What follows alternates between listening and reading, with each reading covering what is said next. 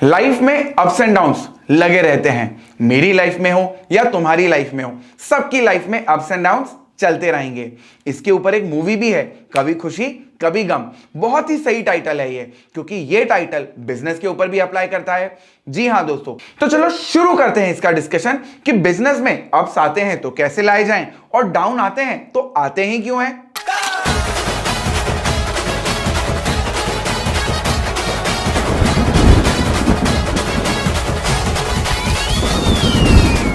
दोस्तों आज का हमारा चैप्टर है बिजनेस साइकिल।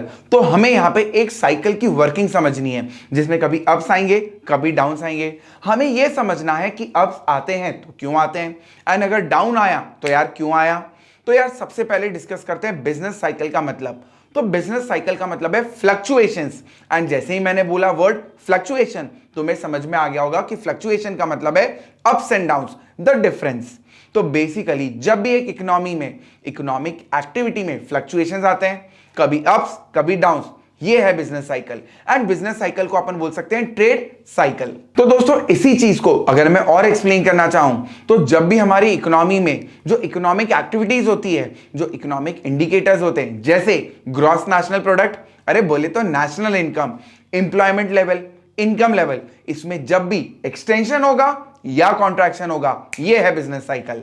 दोस्तों ये जो बिजनेस साइकिल है, ये जो ट्रेड साइकिल है, इसमें होता है कुछ अच्छा टाइम, मतलब जिसको हम बोल सकते हैं गुड पीरियड। क्यों गुड पीरियड? क्योंकि इसमें सारी इकोनॉमिक एक्टिविटीज इंक्रीज हो रही है, आपका एम्प्लॉयमेंट लेवल बढ़ रहा है, इनकम बढ़ रही है, नेशनल इनकम बढ़ रहा है। एंड दोस्तों इसी में कुछ समय खराब भी जाता है, जिसको हम बोलते हैं बैड पीरियड। तो बैड पीरियड में क्या होगा, लोगों की जॉब्स जा रही है, इनकम कम हो रही है, नेशनल इनकम कम हो रही है, यह है बैड पीरियड। तो दोस्तों ये जो बिजनेस साइकिल है, इसके लिए आप वर्ड यूज करो फ्लक्चुएशन, या आप यूज करो एक्सटेंशन एंड कॉन्ट्रैक्शन, या आप बोलो good trade and bad trade.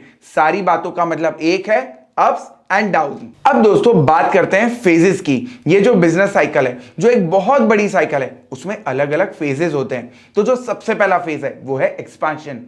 इस एक्सपांशन में होता क्या है, तो इस एक्सपांशन में डिमांड बढ़ेगी, डिमांड को चेज करने के लिए सप्लाई बढ़ाई जाएगी, सप्लाई बढ़ेगी तो एम्प्लॉयमेंट बढ़ेगी, उसकी वजह से इनकम बढ़ेगी एंड नेशनल इनकम बढ़ेगी। जब बहुत टाइम के लिए एक्सपांशन कंटिन्यू करता है तो आप पहुंच जाते हो पीक पे। पीक क्या है? पीक है जो टॉप पॉइंट, मतलब ये है हाईएस्ट पॉइंट अपनी बिजनेस साइकिल का, जहां पे सारी चीजें एक्सट्रीम हाइट पे पहुंच चुकी हैं। इसके ऊपर अब ऊपर जाना पॉसिबल नहीं है। अब दोस्तों जब हमारी इकोनॉमी पीक पे पहुंच चुके हैं, मतलब सारी चीजें अपनी हाईएस्ट पे है, अब यहां पे बहुत सारी प्रॉब्लम क्रिएट होती है, क्योंकि यहां पे डिमांड बहुत ज्यादा है, तो इन्फ्लेशन का रेट बहुत ज्यादा है। इसमें जो गरीब आदमी है वो सफर करता है। तो गवर्नमेंट यहां पे आके स्टेप्स लेता है, कुछ नेसेसरी स्टेप्स जो हम आगे डिस्कस करेंगे, जिसकी वजह से सरकार कोशिश करती है कि ये इकोनॉमी को थोड़ा सा नीचे लाया जाए। एंड जब ऐसे स्टेप्स उठाए जाते हैं तो इकोनॉमी जब डाउनवर्ड आती है, इसको बोला जाता है कॉन्ट्रैक्शन। तो कॉन्ट्रैक्शन वाले फेज में होगा क्या, यहां पे डिमांड गवर्नमेंट कंट्रोल करना चाह रही, तो डिमांड कम होगी, तो फिर सप्लाई भी कम होने की कोशिश करेगी, एम्प्लॉयमेंट कम होगा, इनकम कम होगा, एंड इकोनॉमी एक इक्विलिब्रियम पॉइंट पे आने की कोशिश करेगी। पर यहां पे कोई स्टॉप बटन नहीं है, यहां पे कोई लाल बत्ती नहीं जल जाएगी कि भैया इक्विलिब्रियम आ गया। तो इकोनॉमी नीचे लुढ़कते लुढ़कते लुढ़कते और नीचे आ जाती है और इकोनॉमी अब फेस करेगी डिप्रेशन का मतलब है द लोएस्ट पॉइंट। तो दोस्तों डिप्रेशन का मतलब क्या हुआ, ये है the minimum, rock bottom, minimum point जहां पे इकोनॉमी ऑपरेट कर रही है। मतलब डिमांड बेहद ही कम है, सप्लाई बहुत ही कम कर दी है प्रोड्यूसर्स ने, जॉब जा रही है लोगों की लगातार, and income level bare minimum पे है। ये है इकोनॉमी का वेरी टफ टाइम, जिसको हम बोलते हैं डिप्रेशन। तो दोस्तों जैसा अभी हमने एक ब्रीफ डिस्कशन करा चारों फेजेस का, सबसे पहला था एक्सपांशन, मतलब जहां पे इकोनॉमी ऊपर की तरफ जा रही है, पर ऊपर जाते जाते टॉप फ्लोर पे पहुंच गए, मतलब पीक। अब जब टॉप पे पहुंच ही चुके हो तो ऊपर जाने का अब तो और कोई ऑप्शन बचा नहीं, तो अब आपको नीचे आना पड़ेगा। और नीचे कौन लेके आएगा, लिफ्ट नहीं, नीचे लेके आएगा आपको गवर्नमेंट। तो गवर्नमेंट कुछ स्टेप्स लेंगी, जिसकी वजह से आप जो टॉप पे बैठे हो, पीक पे बैठे हो, वहां से आप नीचे आना चालू करोगे, और इसी को अपन बोलते हैं कॉन्ट्रैक्शन। पर भैया नीचे आते आते कहीं डिप्रेशन पे मत पहुंच जाना, पता चला बेसमेंट में पहुंच गए, तो अपने को पता होना चाहिए कि कब अपने को स्टॉप करना है। तो बेसिकली कॉन्ट्रैक्शन के बाद जो पॉइंट आएगा वो होगा आपका डिप्रेशन। अब यार थ्योरेटिकली कितना ही समझा लूं, पर अगर इसको ग्राफ से समझाया तो मजा आ जाएगी। तो अब मैं बनाता हूं एक ग्राफ। तो दोस्तों मैंने यहां पे एक ग्राफ बना लिया और इस ग्राफ को देख के तुम्हें समझ में आ गया कि ये एक तरह का सीसॉ है, कभी ऊपर कभी नीचे, कभी ऊपर कभी नीचे। तो दोस्तों यहां पे जहां पे भी ये ग्राफ ऊपर की तरफ जा रहा है ये है एक्सपांशन, जहां पे सारी इकोनॉमिक एक्टिविटीज इंक्रीज हो रही है। पर ऊपर जाते जाते आप कहां पहुंच जाओगे? टॉप फ्लोर पे, मतलब पीक। एंड जैसे ही आप पीक पे पहुंचोगे तो सरकार आएगी और आपको नीचे उतारेगी। तो जब आप नीचे की तरफ जाओगे इसको बोलते हैं कॉन्ट्रैक्शन। पर भैया नीचे जाते जाते डाउन फ्लोर बेसमेंट पे मत पहुंच जाना, एंड यहां पे आप रुक नहीं पाओगे। तो कॉन्ट्रैक्शन की वजह से नीचे जाते जाते जाते आप पहुंच जाओगे ट्रफ पे, और ट्रफ को ही मैं बोल रहा था डिप्रेशन। जब आप डिप्रेशन पे आओगे तो वापस से सरकार एक्टिवेट होगी, क्योंकि इकोनॉमी को वो इतना नीचे नहीं रहने दे सकती। तो अब गवर्नमेंट यहां पे कुछ स्टेप्स लेगी, तो फिर आप वापस से ऊपर चढ़ाई चालू करोगे, जिसको आप बोलोगे एक्सपांशन। एंड उसके बाद ये पूरी साइकिल रिपीट होती रहेगी होती रहेगी होती रहेगी। After every expansion there will be a peak, and after every peak there will be a contraction, and contraction will lead to depression। तो वो बोलते हैं ना, where there is a will there is a way, मतलब where there is an expansion there will be a peak, and where there will be a peak there will be a contraction। अब ये सिलसिला तो चलता रहेगा, पर इस graph में सबसे इंपॉर्टेंट चीज है द ट्रेंड लाइन। तुमने देखा होगा कि मैंने जब ये ग्राफ बनाया तो मैंने इसको टेढ़ा बनाया ऊपर जाते हुए। मेरे हाथ में कोई डिफेक्ट थोड़ी है, मैं तो ऐसा भी बना सकता था, पर मैंने जान करके इसको ऊपर की तरफ करा, क्योंकि कुछ भी हो जाए किसी इकोनॉमी को धीरे धीरे स्टेप बाय स्टेप ऊपर बढ़ते रहना है। इकोनॉमिक एक्टिविटीज टोटलिटी में बढ़नी चाहिए। शॉर्ट ड्यूरेशन के लिए कम हो गई, शॉर्ट ड्यूरेशन के लिए बहुत ज्यादा बढ़ गई, पर अगर अपन ईयर बाय ईयर कंपैरिजन करें तो यहां पे इकोनॉमी को धीरे धीरे हर साल थोड़ा थोड़ा ग्रोथ लेना पड़ेगा। तो ये जो ट्रेंड लाइन है ये हमेशा अपवर्ड होगी, क्योंकि ये शो करती है लॉन्ग रन में ग्रोथ ऑफ द इकोनॉमी। अब दोस्तों बात करते हैं फीचर्स ऑफ बिजनेस साइकिल की। तो यार जैसा हमने पढ़ा, बिजनेस साइकिल अलग अलग फेजेस में होता है।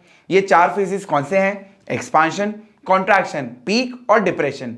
तो बेसिकली ये जो 4 फेजेस होंगे दोस्तों, ये पीरियोडिकली होंगे। मतलब जैसे वो बोलते हैं ना, कभी खुशी कभी गम, तो वैसे ही कभी पीक, और पीक के बाद कभी डिप्रेशन, डिप्रेशन के बाद वापस से क्या आ जाएगा? पीक। तो ये एक के बाद एक कंटिन्यूअस फ्लो में बने रहते हैं। तो जितने भी फेजेस हैं ये पीरियोडिकली एक दूसरे के बाद रिपीट करते रहेंगे। पर दोस्तों यहां पे कोई श्योरिटी नहीं है कि रेगुलर इंटरवल में होगा। ये कोई सीए की एग्जाम तो है नहीं जो फिक्स हर 6 महीने में एक बार ली जाए। ये है बिजनेस साइकिल, तो कौन सा फेज कितने टाइम बाद रिपीट होगा इसकी कोई गारंटी नहीं है। हो सकता है कि एक्सपांशन का फेज 2 साल तक चले, पर कॉन्ट्रैक्शन 6 महीने में खत्म हो जाए। हो सकता है कि आप डिप्रेशन में 1 साल रहो और जो एक्सपांशन का फेज है वो 3 महीने में ही खत्म हो जाए।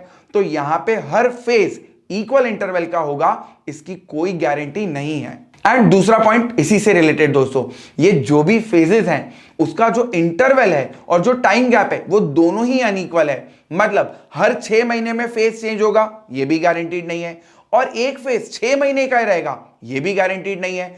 मतलब ये आपके कंट्रोल में नहीं है इसको ऑपरेट करना। ये कोई सिस्टमाइज्ड पैटर्न नहीं है, ये आपके कंट्रोल में नहीं है। तो भैया जैसी इकोनॉमी की हालत वैसे ये खुद से ऑपरेट करेगा। एंड दोस्तों हमने अभी डिस्कस करा कि इसका इंटरवल फिक्स नहीं है, इसका जो टाइम गैप है वो फिक्स नहीं है। तो एक और चीज फिक्स नहीं है, वो है इसकी इंटेंसिटी। मतलब पीक हो सकता है ये ऊपर हो जाए, पर जो डिप्रेशन है वो बहुत ही नीचे हो। तो जैसा दोस्तों हम लोगों ने अभी डिस्कस करा कि इसका इंटरवल फिक्स नहीं है, इसका जो टाइम गैप है वो भी फिक्स नहीं है, तो एक और चीज है जो यहां पे फिक्स नहीं है, वो है इसकी इंटेंसिटी। मतलब जो पीक का पॉइंट है उसकी जो हाइट है वो फिक्स नहीं है, ज्यादा भी हो सकती है कम भी हो सकती है। और जो डिप्रेशन की डेप्थ है वो भी फिक्स नहीं है, हो सकता है एक्सट्रीम डिप्रेशन हो या हो सकता है छोटा मोटा डिप्रेशन हो। तो यहां पे जो इंटेंसिटी है वो फिक्स नहीं है। दूसरा, इसको प्रिडिक्ट करना पॉसिबल ही नहीं है, क्योंकि इतने सारे फैक्टर्स इसके ऊपर डिपेंड करते हैं कि आप कभी जजमेंट नहीं ले पाओगे कि भैया इकोनॉमी में आगे क्या होने वाला है। अगर ये प्रिडिक्ट कर सकते तो गवर्नमेंट थोड़ी पीक पे या डिप्रेशन पे जाने देती, वो रोक देती ना। तो इट इज नॉट पॉसिबल कि आप इन बिजनेस साइकिल को प्रिडिक्ट कर सको। एंड भैया ये जो बिजनेस साइकिल है ये उन्हीं मार्केट में जनरेट होगा, ऑपरेट होगा, जन्म लेगा जो फ्री मार्केट है। क्योंकि अगर कोई ऐसा मार्केट है जो गवर्नमेंट के कंट्रोल में है तो गवर्नमेंट की इच्छा के बिना तो कुछ हो नहीं सकता, और गवर्नमेंट कभी भी पीक या डिप्रेशन आने ही नहीं देगी। तो बेसिकली ये जो बिजनेस साइकिल का कॉन्सेप्ट है, ये अप्स एंड डाउन्स जो अपन कब का डिस्कस कर रहे हैं, ये सिर्फ फ्री मार्केट में ओरिजिनेट होता है, पर ये है वायरस जैसा, क्योंकि ये दूसरे मार्केट्स में भी फैलता है। तो दोस्तों सच्चाई तो ये है कि हर एक सेक्टर को बिजनेस साइकिल का इंपैक्ट फील होता है, मतलब सारे सेक्टर्स पे ये जो बिजनेस साइकिल के अप्स एंड डाउन्स है उसका इंपैक्ट आएगा। पर जो कैपिटल गुड इंडस्ट्रीज हैं और जो ड्यूरेबल गुड्स इंडस्ट्री है उस पे इंपैक्ट ज्यादा आता है। तो भाई लोगों, सच्चाई ये है कि बिजनेस साइकिल का इंपैक्ट सारे सेक्टर्स के ऊपर पड़ता है, पर फिर भी तुम्हें एक पॉइंट यहां पे बहुत अच्छे से याद रखना पड़ेगा, और वो पॉइंट है कि जो कैपिटल गुड इंडस्ट्रीज हैं और जो ड्यूरेबल गुड्स हैं उसके ऊपर जो बिजनेस साइकिल का इंपैक्ट है वो है डिसप्रपोर्शनेट। इसके ऊपर एग्जाम आएगा तो हमें क्या याद रखना है, कैपिटल गुड्स इंडस्ट्री हो या फिर ड्यूरेबल गुड्स हो, उसके ऊपर बिजनेस साइकिल का इंपैक्ट कैसे आएगा, डिसप्रपोर्शनेट। एंड दोस्तों एक और पॉइंट है, agriculture goods and industrial goods, इन दोनों में जो इंडस्ट्रियल गुड्स है उसके ऊपर इंपैक्ट ज्यादा आता है, क्योंकि मान लो कितना ही डाउन हो, कितना ही डिप्रेशन हो, आदमी भूखा होगा तो खाएगा तो सही। तो एग्रीकल्चर के गुड्स पे इसका इंपैक्ट ज्यादा नहीं आता है, पर इंडस्ट्रियल जो गुड्स हैं उसके ऊपर इंपैक्ट ज्यादा आएगा। अब दोस्तों ये जो बिजनेस साइकिल है ये एक कॉम्प्लेक्स कॉन्सेप्ट है, क्योंकि इसमें बहुत सारे ऐसे फैक्टर्स हैं जो इसको चेंज करते हैं, तो इट इज नॉट इजी कि हम ये समझ पाए। एंड दोस्तों अब जब मैंने बात कर ली है रीजन की, तो मैं ये समझा दूं कि यहां पे एक इंटरनल कॉजेज होते हैं और एक एक्सटर्नल कॉजेज होते हैं। तो ये दोनों कॉजेज मिलके भयंकर भयंकर कॉम्प्लिकेशन लाते हैं। तो दोस्तों अब समय आ गया है जो हमारे 4 फेजेस है उसको पूरा डिटेल में डिस्कस करने का। तो स्टार्ट करते हैं एक्सपेंशन के साथ। अब यार एक्सपेंशन क्या था, तो एक्सपेंशन याद है, जहां पे डिमांड बढ़ रही है, सप्लाई बढ़ रही है, एम्प्लॉयमेंट बढ़ रहा है, इनकम बढ़ रही है और नेशनल इनकम बढ़ रहा है, तो हर चीज बढ़ रही है, मतलब इंक्रीज हो रहा है। तो इसको मैं एक लाइन में बोल सकता हूं, इंक्रीज इन इकोनॉमिक एक्टिविटी। अब दोस्तों सोचने वाली बात यह है कि ये जो इंक्रीज हो रहा है, आउटपुट बढ़ रहा है, डिमांड बढ़ रही है, एम्प्लॉयमेंट बढ़ रहा है, इंक्रीज बढ़ रहा है, पर यार हर चीज की एक लिमिट होती है कि नहीं होती? बिल्कुल होती है सर। तो यहां पे एक लेवल तक ही ये इंक्रीज कंटिन्यूड रहेगा, पर एक पॉइंट ऑफ टाइम पे आके इसको रुकना ही पड़ेगा। अब दोस्तों ये जो इंक्रीज हो रहा है, एम्प्लॉयमेंट इंक्रीज हो रही है, इनकम इंक्रीज हो रही है, आउटपुट इंक्रीज हो रहा है, तो कब तक चलेगा ये? जब तक फुल यूटिलाइजेशन ऑफ रिसोर्सेज ना हो जाए, तो जब तक पूरी इकोनॉमी अपने टॉप पे ना पहुंच जाए, 100% कैपेसिटी पे ना पहुंच जाए, तब तक तो ये इंक्रीज चलेगा। पर वहां पे आके जब 100% अचीवमेंट हो चुका है, वहां पे आके इसको रुकना पड़ेगा। दोस्तों एक्सपेंशन वो स्टेज है जहां पे जो अनएम्प्लॉयमेंट है वो होगी 0, मतलब कोई भी ऐसा आदमी नहीं होगा जिसके पास जॉब ना हो। अब यार देखो, ऐसा कोई आदमी जो वॉलेंटरीली काम नहीं करना चाह रहा, उसका तो भगवान मालिक है, उसकी कोई और क्या मदद करेगा। जो खुद की मदद नहीं करना चाह रहा, उसकी मदद तो भगवान भी नहीं करता। तो मैं जब बोल रहा हूं कि अनएम्प्लॉयमेंट 0 होगी, तो मैं कौन सी टाइप की एम्प्लॉयमेंट की बात कर रहा हूं? मैं बात कर रहा हूं इनवॉलेंटरी एम्प्लॉयमेंट की, जहां पे मैं खुद की मर्जी से घर पे नहीं बैठा हूं, मैं काम अगर करना चाह रहा हूं तो मुझे जॉब मिल रही है। यह है सिचुएशन एक्सपेंशन की। हां, इसके बावजूद भी फ्रिक्शनल अनएम्प्लॉयमेंट हो सकती है। अब ये फ्रिक्शनल अनएम्प्लॉयमेंट क्या है तुम पूछोगे? तो यार दोस्तों, जब भी अपन जॉब चेंज करते हैं तो पहली कंपनी से जॉब छोड़ा, दूसरी कंपनी में जॉब लिया, तो हो सकता है कि मैं 1-2 महीने के लिए अनएम्प्लॉयड रहा। इसमें कोई बुरी बात नहीं है, ये तो चलता रहेगा, क्योंकि मैं एक नई बेटर कंपनी में जा रहा हूं, तो चलेगा 2 महीने अनएम्प्लॉयड रहना। इसके अलावा एक स्ट्रक्चरल अनएम्प्लॉयमेंट भी रह सकता है। स्ट्रक्चरल अनएम्प्लॉयमेंट का मतलब जब इकोनॉमी में स्ट्रक्चरल चेंज आता है, इंडस्ट्री वाइज कोई इंडस्ट्री बैठ गई और उसकी वजह से अनएम्प्लॉयड हुआ, तो सिर्फ एक इंडस्ट्री में अनएम्प्लॉयमेंट हुआ, तो यहां पे कोई भी दिक्कत वाली बात नहीं है। तो अगर मैं इस पॉइंट को समराइज करूं तो इनवॉलेंटरी अनएम्प्लॉयमेंट 0 होगी। कोई वॉलेंटरीली काम नहीं कर रहा है तो भाड़ में जान दो उसको। अगर मैं बात करूं फ्रिक्शनल अनएम्प्लॉयमेंट की, तो वो हो सकती है। अगर मैं बात करूं स्ट्रक्चरल अनएम्प्लॉयमेंट की, तो वो भी हो सकती है, क्योंकि एक आध इंडस्ट्री से पूरी इकोनॉमी को जज नहीं करा जाता। एंड दोस्तों हमें यहां पे देखने को मिलता है कि प्राइसेस और कॉस्ट दोनों बढ़ रही है, मतलब क्योंकि तेजी है, डिमांड बढ़ रही है, सप्लाई बढ़ रही है, तो जब भी डिमांड बढ़ेगी तो प्राइस बढ़ता है, और अगर सप्लाई बढ़ेगी तो जो फैक्टर्स ऑफ प्रोडक्शन है उनको भी आप ज्यादा पेमेंट दोगे, क्योंकि आपको उनसे ज्यादा काम करवाना है। तो यहां पे प्राइस भी बढ़ रही है और कॉस्ट भी बढ़ रही है, एंड जो इन्वेस्टमेंट हो रहा है इकोनॉमी में वो भी बढ़ेगा, क्योंकि एक ऐसी इकोनॉमी जहां पे डिमांड ज्यादा है, वहां पे ऑब्वियसली इन्वेस्टर्स तो अट्रैक्ट होंगे ही ना। एंड दोस्तों ये जो स्टेज है, या मैं बिजनेस साइकिल की बात करूं तो ये कोई भेदभाव नहीं करता कि किसी पर्टिकुलर गुड्स की डिमांड बढ़ेगी एंड किसी पर्टिकुलर गुड्स की डिमांड नहीं बढ़ेगी। सारे गुड्स एंड सर्विसेज की डिमांड बढ़ेगी एक्सपेंशन फेज में। दोस्तों एक्सपेंशन फेज ऐसा है जहां पे सबका ही मौजा है, मतलब सब लोग इस स्टेज को एंजॉय करते हैं, क्योंकि जब डिमांड बढ़ती है, सप्लाई बढ़ती है, एम्प्लॉयमेंट बढ़ता है तो इनकम बढ़ती है, और जब भी इनकम बढ़ेगी पूरी इकोनॉमी में सब लोगों की, तो सब लोग खुश रहेंगे, तो यहां पे जो प्रॉस्पेरिटी है लोगों के बीच में वो इंक्रीज होगी। एंड दोस्तों हर चीज की एक लिमिट होती है, तो यहां पे ये जो इंजॉयमेंट वाला स्टेज है इंक्रीज होगा होगा होगा होगा, पर धीरे धीरे जो ग्रोथ रेट है वो कम होते जाएगा, और इवेंचुअली हम हमारे सेकेंड स्टेज पे पहुंचेंगे जिसका नाम है पीक।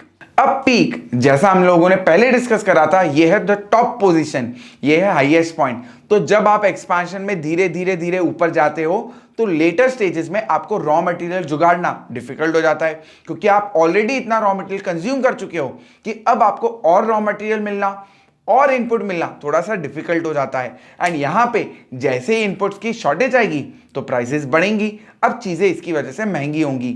जैसे ही चीजें महंगी होंगी तो यहां पे बायर्स को अब अखरेगा, क्योंकि बायर्स की जो इनकम है वो तो फिक्स्ड है और वो उस स्पीड से नहीं बढ़ रही जिस स्पीड से प्राइसेस बढ़ रहे हैं, तो यहां पे अब बायर के ऊपर एक प्रेशर आएगा इंक्रीज प्राइसेस का, एंड बायर अपनी डिमांड कम कर देगी। एंड फाइनली दोस्तों जैसे ही बायर अपनी डिमांड कम करेगा तो यहां पे जो ग्रोथ है वो रुक जाएगी, इसको हम बोलेंगे स्टैग्नेट होना। तो ये दोस्तों हमारा हो गया पीक। अब बात करते हैं आगे कॉन्ट्रैक्शन की।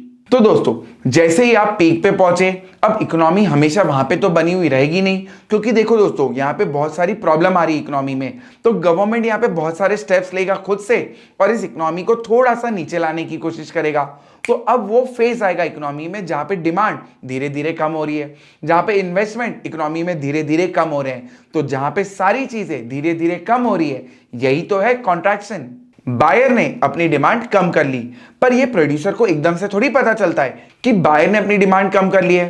तो प्रोड्यूसर तो अभी भी एग्जिस्टिंग लेवल पे अपना प्रोडक्शन चालू रखा हुआ है, पर डिमांड कम हो चुकी है, तो अब मार्केट में होगा मिसमैच, क्योंकि सप्लाई ज्यादा होगी और डिमांड कम होगी।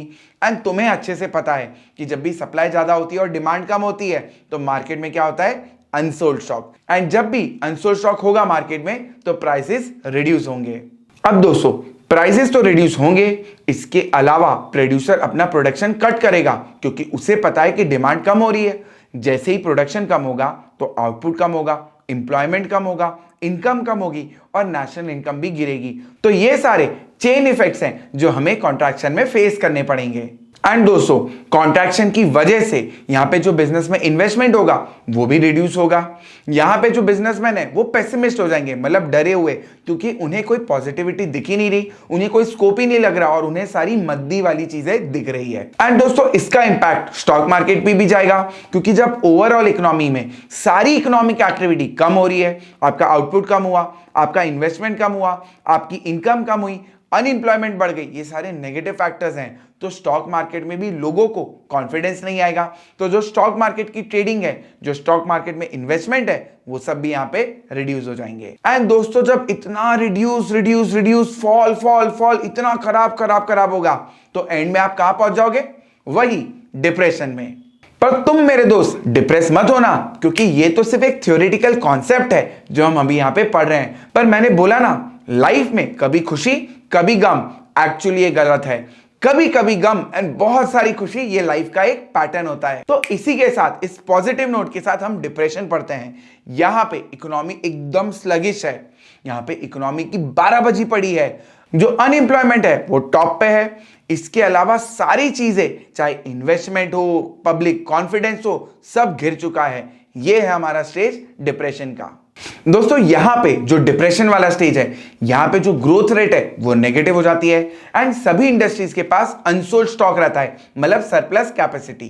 तो दोस्तों अब बात करते हैं डिप्रेशन के बाद रिकवरी की। मैंने बोला ना, गम तो कभी कभार होता है, खुशियां हमेशा ज्यादा होती है। तो माना कि अभी आप डिप्रेशन में थे, माना कि पूरी की पूरी इकोनॉमी की वाट लग गई थी मामू, बट फिर मुन्ना भाई आएगा और अपनी डॉक्टरी दिखाएगा, और यहां पे मुन्ना भाई का काम करेगा गवर्नमेंट। तो इकोनॉमी कैसे रिकवर करती है, इसमें बहुत सारे पॉइंट्स है जो हम एक एक करके डिस्कस करेंगे। अब देखो भैया, हकीकत तो यह है कि एक इकोनॉमी जीवन भर डिप्रेशन में नहीं रह सकती, उसको कभी ना कभी तो रिकवर करना ही पड़ेगा। अब दोस्तों, ह्यूमन का एक नेचर है, कुछ लोग नेगेटिव सोचते हैं पर उसकी भी एक टाइम लिमिट होती है। आदमी नेगेटिव सोचेगा सोचेगा सोचेगा सोचेगा, पर एक दिन उस नेगेटिव सोच से बाहर आएगा और बोलेगा भाड़ में जाए सब कुछ, अब मैं तो काम करूंगा। तो बेसिकली जिस दिन ये सोच आ जाएगी पूरी इकोनॉमी में, सब लोगों में, कि यार बहुत हो गया नाटक, अब तो काम करेंगे एंड लड़ेंगे इसके साथ, यहां पे ऑप्टिमिज्म आता है जो हमें रिकवरी के लिए मदद करता है। एंड दोस्तों, सबसे पहले ये फील होगा लेबर मार्केट में, क्योंकि लेबर मार्केट सबसे बुरी तरह हिट होता है। देखो, जिनके पास बहुत पैसा है उनको ये अप्स एंड डाउन से कोई फर्क नहीं पड़ता, पर जो मजदूर है, जो डेली इनकम पे सरवाइव करते हैं, वो सबसे ज्यादा हिट होते हैं। अब यहां पे क्या होगा, लेबर मार्केट में जो लेबर फोर्स है वो अब एक्सेप्ट करना चालू कर देगी लोअर वेज रेट, क्योंकि वो बोलते हैं ना, नई मामा से काना मामा अच्छा। तो हाई सैलरी की जगह लोअर वेज रेट पे भी काम करने को मैं तैयार हूं, एंड मैं अपने घर से बाहर निकलूंगा एंड कम वेज रेट पे भी काम करने को तैयार होऊंगा। यार थोड़ा पैसा तो ले आऊं घर पे, कुछ नहीं से तो बेटर ही है ना। एंड दोस्तों, इसका इंपैक्ट क्या होगा, क्योंकि लेबर ने कम वेज रेट पे काम करने को एग्री कर दिया, तो अब यहां पे बिजनेसमैन को यह समझ में आएगा कि बॉस, अपनी तो कॉस्ट कम हो चुकी है, एंड जैसे ही कॉस्टिंग कम हुई तो प्रॉफिट एलिमेंट ज्यादा दिख रहा है, एंड जैसे ही प्रॉफिटेबिलिटी ज्यादा दिखेगी वैसे ही या लॉ ऑफ सप्लाई ऑपरेट होगा कि प्रॉफिट बढ़ रहा है तो सप्लाई बढ़ेगी। तो यहां पे आके बिजनेसमैन को ज्यादा प्रॉफिट दिख रहा है, वो अपनी सप्लाई बढ़ाएगा, आउटपुट बढ़ेगा, तो धीरे धीरे इकोनॉमी अपना शेप लेना चालू कर देगी। एंड दोस्तों, जैसे ही ये होगा तो अब इकोनॉमी में आएगा कॉन्फिडेंस, एंड जैसे ही कॉन्फिडेंस आएगा तो वापस से इन्वेस्टमेंट आना चालू हो जाएंगे। एंड दोस्तों, ये जो इन्वेस्टमेंट आना चालू होगा यही तो है टर्निंग पॉइंट। एंड अब ये मान के चलो कि जैसे ही इन्वेस्टमेंट आया तो सारी चीजें धीरे धीरे, चाहे बैंक वालों का लोन देना हो या इंटरेस्ट रेट हो, सारी चीजें ट्रैक पे आना चालू हो जाएंगी।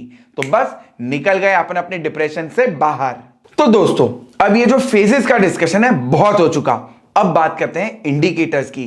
तो हमें ऐसे कौन से इंडिकेटर्स हैं, हमें ऐसे कौन से फैक्टर्स हैं जिससे यह पता चलेगा कि इकोनॉमी कौन से फेज में काम कर रही है। तो अब हम डिस्कस करने वाले इंडिकेटर्स। एंड देखो, तुम लोग बहुत एक्सपीरियंस्ड हो इंडिकेटर्स को प्रिडिक्ट करने में, क्योंकि किसी की एक स्माइल भी तुमको एक इंडिकेशन लगता है, पर यार तुमको है ना पता नहीं चलता कि वो देख के हंस रही है या हंस के देख रही है, दोनों में डिफरेंस है मेरे दोस्त। तो यार इन सब बातों को रखते साइड में, अपन अपनी पढ़ाई पे फोकस करते हैं। तो अब भैया यहां पे जो पहला इंडिकेटर है हमारा, वो है लीडिंग इंडिकेटर। और लीडिंग इंडिकेटर का मतलब है जो सामने से लीड कर रहा है, मतलब इकोनॉमी में जो चेंजेस होने वाले हैं वो चेंजेस होने के पहले ही ये हमें इंडिकेशन दे देगा कि बॉस ऐसा होने वाला है। अब दोस्तों, अगर बात करें एग्जांपल्स की, तो लीडिंग इंडिकेटर में सबसे पहला एग्जांपल है स्टॉक मार्केट। तो अगर आपका स्टॉक मार्केट बहुत अच्छा बूम पे है, तेजी है, भाव बढ़ रहे हैं सारे शेयर्स के, तो यहां पे ऑफ कोर्स आगे क्या आने वाला है, एक्सपांशन और पीक। पर अगर मान लो स्टॉक मार्केट ठप हो चुका है, एकदम भाव गिर गए, तो फिर ये अच्छी बात तो नहीं है, तो डेफिनेटली एक्सपांशन तो नहीं आ रहा है आगे। अगर दोस्तों मान लो प्रॉफिट मार्जिन बढ़ रहा है, तो ये तो अच्छी बात है। तो जब भी आपका प्रॉफिट मार्जिन बढ़ रहा है तो ये अच्छा इंडिकेशन है, तो एक्सपांशन आने वाला है। इसके अलावा दोस्तों, अगर आपके वहां पे हाउसिंग प्रोजेक्ट्स बढ़ रहे हैं, लोग नए घर बना रहे हैं, तो जब नए घर बना रहे हैं मतलब पैसा तो है बॉस, तो ये भी एक्सपांशन का एक इंडिकेशन है। अब बात करते हैं आगे वाले फैक्टर की। अब देखो दोस्तों, एग्जांपल्स तो बहुत सारे जो हमारे मॉड्यूल में लिखे हुए हैं, वो तुम खुद से भी पढ़ सकते हो। बात करते हैं इसके डीमेरिट की। तो लीडिंग इंडिकेटर जो है, बहुत सारे इकोनॉमिस्ट ये बोलते हैं कि इसका जो टाइमिंग है वो गलत है। आप नहीं बता सकते कि स्टार्टिंग में जो ये इंडिकेशन है ये करेक्ट टाइम पे आपको बता रहा है या नहीं, तो इसके ऊपर बहुत सारे क्वेश्चन है, तो इसको परफेक्ट इंडिकेटर नहीं माना जाता। एंड दोस्तों, नेक्स्ट जो टाइप ऑफ इंडिकेटर है वो है लैगिंग इंडिकेटर। लैग करना मतलब पीछे रह जाना, मतलब ये वो इंडिकेटर्स हैं जहां पे पहले फेज होता है, पहले फेज आप एंटर कर चुके हो, सारे चेंजेस हो चुके हैं, और बाद में ये सिर्फ रिकन्फर्म करते हैं कि हाँ भाई ऐसा हुआ था। तो दोस्तों, कहने का मतलब ये है कि लैगिंग इंडिकेटर्स इवेंट होने के बाद आपको कंफर्म करते हैं कि हाँ दोस्त, जो तू सोच रहा है, जो तेरे को लग रहा है, ऐसा ही हुआ था। एंड दोस्तों अगर बात करें इसके एग्जांपल्स की तो सबसे बड़ा एग्जांपल है अनएम्प्लॉयमेंट। तो अगर इकोनॉमी में मान लो अनएम्प्लॉयमेंट है और अनएम्प्लॉयमेंट बढ़ रहा है तो डेफिनेटली ये एक्सपेंशन तो हो नहीं सकता, तो डेफिनेटली आप कॉन्ट्रैक्शन और उसके बाद आप डिप्रेशन की तरफ बढ़ रहे हो। पर अगर मान लो अनएम्प्लॉयमेंट कम हो जाए, कंज्यूमर प्राइस इंडेक्स कंट्रोल में है, तो आप एक्सपेंशन फेज में हो। एंड दोस्तों इसके बाद जो टाइप है इंडिकेटर का वो है कोइंसिडेंट इंडिकेटर। कोइंसिडेंट का मतलब है जो साइमल्टेनियसली आपको बता रहा है कि इकोनॉमी में चेंजेस हो रहे हैं। मतलब एक तरफ वो फेज जा रहा है और दूसरी तरफ ये साथ ही में आपको ये भी हिंट देते जा रहा है कि हां तू चेक कर ले ऐसा हो रहा है या नहीं हो रहा है। अब दोस्तों जो एक कोइंसिडेंटल इंडिकेटर है, जो हमने बोला साइमल्टेनियसली ये बताता है कि इकोनॉमी में कौन सा फेज चल रहा है। तो यार अगर तुम्हारा जीडीपी बढ़ रहा है, मतलब ग्रॉस डोमेस्टिक प्रोडक्ट, मतलब एक तरह से नेशनल इनकम, तो अगर आपकी नेशनल इनकम बढ़ रही है तो एक बार चेक कर लो, जरूर आपकी इकोनॉमी एक्सपेंशन फेज में होगी। एंड मान लो अगर आपकी इकोनॉमी में इंडस्ट्रियल प्रोडक्शन बढ़ रहा है तो 110% आप एक्सपेंशन फेज में होगे। पर मान लो पर्सनल इनकम कम हो रही है या रिटेल सेल्स में ड्रॉप आया है तो डेफिनेटली कॉन्ट्रैक्शन फेज चल रहा होगा। तो ये बेसिकली वो इंडिकेटर्स है जो साथ में आपको बता रहा है कि भैया कौन सा फेज चल रहा है। अब दोस्तों समय आ गया है बात करने की कि यार ये बिजनेस साइकिल समझना जरूरी क्यों है, क्या होगा अगर मैंने नहीं समझा इसको, या क्या फायदे होंगे बिजनेस साइकिल को अच्छे से समझने के लिए। तो सबसे पहला फायदा है डिमांड को अंडरस्टैंड करना।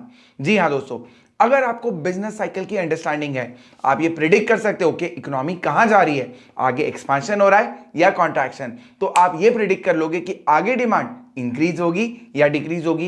एंड उसके हिसाब से आप अपनी सप्लाई को एडजस्ट कर लोगे। एंड बस फिर क्या बचा है, अगर आपने अपनी सप्लाई को एडजस्ट कर लिया तो ना ही आपके पास अनसोल्ड स्टॉक रहेगा और ना ही शॉर्टेज आने का मौका मिलेगा। तो यहां पे प्रोड्यूसर बहुत ज्यादा बेनिफिट में होने वाला है। एंड दोस्तों अगर बिजनेस साइकिल की अंडरस्टैंडिंग है तो जब आप अपने बिजनेस की पॉलिसी बना रहे हो तो आपको उसमें भी उसका फायदा मिलेगा। आपको पता होगा कि कब आपको अपना इन्वेस्टमेंट बढ़ाना है और आपको यह भी पता चल जाएगा कि कब आपको अपना इन्वेस्टमेंट विड्रॉ करना है। दोस्तों अगर आपको पता है कि आगे एक्सपेंशन आने वाला है, अभी अपन पीक पे पहुंचेंगे, तो वहां पे आपको पता है कि this is the right time to expand. And दोस्तों बिजनेस चलाना आसान बात नहीं है। आप जब एक मैन्युफैक्चरर हो, आप एक प्रोडक्शन का काम कर रहे हो, तो आपको बहुत अच्छे से प्लानिंग करनी पड़ेगी कि कब आपको आउटपुट बढ़ाना है एंड कब आपको आउटपुट कम करना है। एंड इनपुट और आउटपुट का रिलेशन भी तो मैनेज करना है। तो जब आपको आउटपुट बढ़ाना है तो आपको उसके हिसाब से इनपुट भी तो अरेंज करने हैं। पर ये सब तो तब होगा ना बॉस, जब आपको बिजनेस साइकिल की अंडरस्टैंडिंग है। एंड दोस्तों अब बात करते हैं ऐसे बिजनेसेस की जिसका डिपेंडेंस इकोनॉमी के साइकिल के ऊपर बहुत ज्यादा डिपेंड करता है। मतलब इकोनॉमी में कौन सा फेज है उसके हिसाब से ये बिजनेस चलते हैं। तो बेसिकली इनको बोला जाता है साइक्लिकल बिजनेस। तो जब भी इकोनॉमी में एक्सपेंशन होगा तो आप देखोगे कि इंफ्रास्ट्रक्चर से रिलेटेड सारे प्रोजेक्ट्स अच्छे चलते हैं। आपका जो रिटेल बिजनेस है, जो फैशनेबल ब्रांड्स हैं, वो अच्छे चलते हैं। टूर ऑपरेटर्स का भी बिजनेस अच्छा चलता है। तो ये सारे वो बिजनेसेस हैं जो इकोनॉमी की फेज के ऊपर डिपेंड करते हैं। तो दोस्तों यहां पे जो बिजनेसेस साइक्लिकल बिजनेस हैं उनको बिजनेस साइकिल की अंडरस्टैंडिंग होना बहुत ज्यादा जरूरी है, क्योंकि उन्हीं के ऊपर उनका पूरा धंधा डिपेंड करता है। एंड सोचो जरा दोस्तों, अगर आप एक नया बिजनेस चालू कर रहे हो, आप एक नया प्रोडक्ट लॉन्च कर रहे हो और आपने गलती से कॉन्ट्रैक्शन वाले फेज में एक नया बिजनेस चालू कर दिया, या फिर कॉन्ट्रैक्शन वाले फेज में आपने एक नया प्रोडक्ट लॉन्च करा, ये तो फेल होना ही था क्योंकि टाइमिंग गलत है। तो जब भी आप एक नए मार्केट में एंट्री ले रहे हो, एक नया प्रोडक्ट लॉन्च कर रहे हो, तो it has to be expansion वाला फेज। पर ये तो तब होगा ना जब आपको पता है कि कौन सा फेज चल रहा है। तो दोस्तों ये थे सारे वो पॉइंट्स जो बिजनेस साइकिल की अंडरस्टैंडिंग का इंपॉर्टेंस हमें बताते हैं। अब चलते हैं हमारे नेक्स्ट टॉपिक की तरफ, जो है कि साला ये बिजनेस साइकिल होता क्यों है, ये कौन से फैक्टर्स हैं जिसकी वजह से इतना अप एंड डाउन, इतना स्यापा फैला हुआ है। तो अब भैया पहले एक बात कर लेते हैं कि फैक्टर्स जो बिजनेस साइकिल को लीड करते हैं, ये जो अप्स एंड डाउन के रीजन है, ये दो पार्ट में डिवाइडेड है। अब भैया पहले ही बात कर लेते हैं कि ये जो रीजंस हैं बिजनेस साइकिल के, ये दो पार्ट में डिवाइडेड हैं। पहला है एक्सटर्नल कॉजेज, मतलब जो मेरे कंट्रोल में नहीं है। तो ऐसी चीजें जो मेरे कंट्रोल में नहीं है पर जो इकोनॉमिक एक्टिविटी को इंक्रीज करता है या डिक्रीज करता है, ये वो पॉइंट्स हैं। एंड दोस्तों बाद में बात करेंगे इंटरनल कॉजेज की, जो मेरे कंट्रोल में है, जो मेरी वजह से इकोनॉमी को अफेक्ट कर रहे हैं। तो शुरू करते हैं पहले एक्सटर्नल कॉजेज से। पहला पॉइंट है पॉपुलेशन। अब पहला पॉइंट है दोस्तों पॉपुलेशन, एंड अगर पॉपुलेशन को एक्सप्लेन करूं तो पॉपुलेशन से कोई प्रॉब्लम नहीं है, पर अगर पॉपुलेशन का जो ग्रोथ रेट है वो हमारी इकोनॉमी की ग्रोथ रेट से ज्यादा है, तो पॉपुलेशन ज्यादा बढ़ गई, इकोनॉमी की ग्रोथ उतनी नहीं बढ़ी, इसका मतलब ज्यादा लोगों में कम इनकम है, तो इनकम कम हुई, सेविंग कम हो गई, तो इन्वेस्टमेंट कम हो गया, तो ओवरऑल इकोनॉमी की 12 बज गई, क्योंकि बिना इन्वेस्टमेंट के कभी भी कोई इकोनॉमी ग्रोथ या सरवाइव नहीं कर पाएगी। तो बस फिर होना क्या था, क्योंकि इकोनॉमी में पॉपुलेशन ज्यादा बढ़ी as compared to the growth rate, income कम हुई, सेविंग कम हुई, इन्वेस्टमेंट कम हुई, तो आपने खुद के पैर पे कुल्हाड़ी मार ली, क्योंकि अब आप जाओगे कॉन्ट्रैक्शन की तरफ। पर अगर मान लो पॉपुलेशन की ग्रोथ रेट कम है, इकोनॉमी की जो ग्रोथ रेट है वो ज्यादा है, तो यहां पे लोगों के इनकम बढ़ेगी, सेविंग ज्यादा होगी, इन्वेस्टमेंट ज्यादा होगा, तो अपने आप एक्सपेंशन फेज में जाओगे। एंड अब दोस्तों बात करते हैं नेचुरल फैक्टर्स की। तो यार बारिश नहीं हुई तो प्रोडक्शन नहीं हुआ एग्रीकल्चरल गुड्स का, तो इकोनॉमी में रिसेशन तो आएगा ही आएगा ना, क्योंकि इंडिया जैसी कंट्री जो मेनली एग्रीकल्चरल है, वहां पे बारिश ना होना मतलब आपका एक मेजर सेगमेंट परफॉर्म नहीं कर रहा है, तो रिसेशन तो आना ही है। पर इसी की उल्टी अगर बात करें कि अच्छी बारिश हुई, फसल ज्यादा होगी, तो इंडिया जैसी कंट्री जो एग्रीकल्चरल इकोनॉमी है उसमें आउटपुट बढ़ेगा, तो ग्रोथ भी होगी। एंड दोस्तों यहां पे एक टेक्नोलॉजी का भी पॉइंट है। जब भी कोई नई टेक्नोलॉजी लॉन्च होती है तो उसकी वजह से इकोनॉमी में इन्वेस्टमेंट बढ़ता है, क्योंकि हमेशा नई टेक्नोलॉजी पे रिटर्न ज्यादा मिलता है, तो जैसे ही इन्वेस्टमेंट होगा तो वापस से एक्सपेंशन में आ जाओगे आप लोग। एंड दोस्तों भगवान ना करे पर कभी आपकी इकोनॉमी में वॉर सिचुएशन आ जाए, तो आपका पूरा फोकस हो जाएगा ऐसे गुड्स को बनाने के लिए जो है गन्स, बुलेट्स एंड जो डिफेंस में काम आएंगे।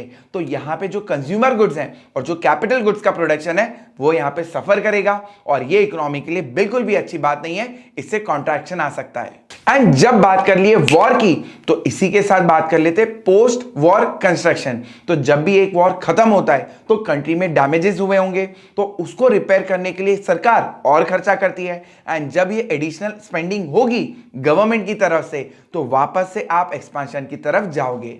एंड भैया दुनिया में सारी कंट्रीज एक दूसरे से कनेक्टेड है, उनके बीच में आपस में बिजनेस हो रहे हैं, क्योंकि ग्लोबलाइजेशन आज का फैशन है। तो जब भी इंटरनेशनल ट्रेड बढ़ेगा, दो कंट्रीज के बीच में इंपोर्ट एक्सपोर्ट बढ़ेगा, तो इकोनॉमी में एक्सपेंशन आएगा।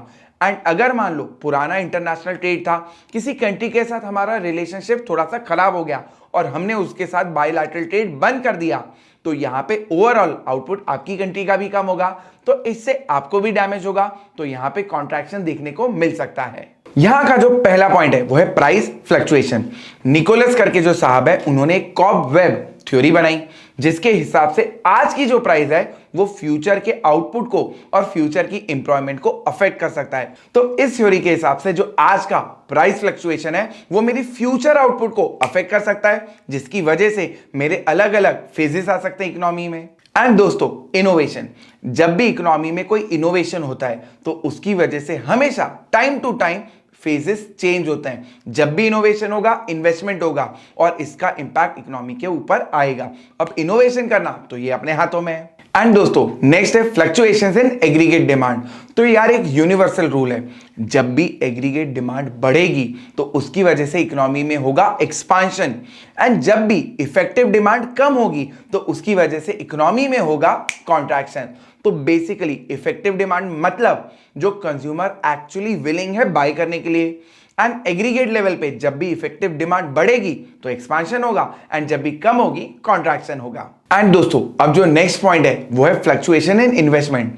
जब भी एक इकोनॉमी में आप एडिशनल इन्वेस्टमेंट करोगे, जब भी यहां पे फॉरेन डायरेक्ट इन्वेस्टमेंट होगा, तो भैया पैसा आया है, पैसा खर्च हुआ इकोनॉमी में, तो इसकी वजह से एग्रीगेट डिमांड बढ़ेगी और हम जाएंगे एक्सपांशन की तरफ। पर जब भी इन्वेस्टमेंट कम हो जाएगा, लोगों ने इकोनॉमी में से पैसा विड्रॉ कर लिया, तो यहां पे इकोनॉमी में पैसा बचा ही नहीं, तो एग्रीगेट डिमांड कम होगी एंड इसकी वजह से आएगा कॉन्ट्रैक्शन। एंड भैया अब बात कर लेते हैं गवर्नमेंट की। तो गवर्नमेंट जब भी एक्स्ट्रा खर्चा करेगा, रोड बनाओ, डैम बनाओ, ब्रिजेस बनाओ, तो इकोनॉमी में गवर्नमेंट बहुत सारा एडिशनल खर्चा कर रही है, जो किसी ना किसी इनकम वो बनेगी, जो किसी ना किसी की इनकम तो बनेगी ही बनेगी। तो बेसिकली जब भी खर्चा बढ़ेगा सरकार की तरफ से, तो इसकी वजह से होगा एक्सपेंशन। पर अगर गवर्नमेंट अपना हाथ खींच ले, अपना हाथ रोक ले, उसने ये डैम ब्रिजेस वगैरह बनाना बंद कर दिया, तो यहां पे लोगों तक पैसा नहीं पहुंचेगा, तो यहां पे जाके हमारी डिमांड कम होगी एंड हम फेस करेंगे कॉन्ट्रैक्शन। एंड भैया आप जब गवर्नमेंट की बात करिए तो लगे हाथों आरबीआई की भी बात कर लेते हैं। हम बात कर रहे हैं मनी सप्लाई की। तो जब भी एक इकोनॉमी में ज्यादा पैसा प्रिंट होके ज्यादा पैसा फ्लोट करा जाएगा, तो जब मनी की अवेलेबिलिटी बढ़ेगी, डिमांड बढ़ेगी, एक्सपांशन आएगा ही आएगा। पर अगर मनी सप्लाई कम कर दी जाए, आरबीआई नोट छापना बंद कर दे या कम कर दे और सर्कुलेशन ऑफ मनी कम हो जाए इकोनॉमी में, तो डिमांड कम होगी एंड हम फेस करेंगे कॉन्ट्रैक्शन। एंड दोस्तों लास्ट पॉइंट है सोच। सोच मतलब साइकोलॉजिकल फीचर, मतलब एवरीथिंग डिपेंड्स ऑन द सोच। आप कितने पॉजिटिव हो। अगर यहां पे इकोनॉमी में सब लोगों की सोच है पॉजिटिव, वो अच्छा सोच रहे, वो सोच रहे ऐसा हो जाएगा वैसा हो जाएगा, मैं इतना पैसा कमाऊंगा, ये घर खरीदूंगा, ये इन्वेस्टमेंट करूंगा, तो जब सारी सोच पॉजिटिव है तो इकोनॉमी में एक्सपांशन आएगा। पर अगर इकोनॉमी में सारे लोगों की जो सोच है वो नेगेटिव हो जाए, बुरा सोच रहे हैं, ये नहीं होगा, वो नहीं होगा, हाय रे मेरी इनकम का क्या होगा, अरे यार ये प्रॉपर्टी खरीदनी पर पैसा ही नहीं है, तो ये जो नेगेटिव सोच है इसकी वजह से इकोनॉमी 110% कॉन्ट्रैक्शन की तरफ बढ़ेगी।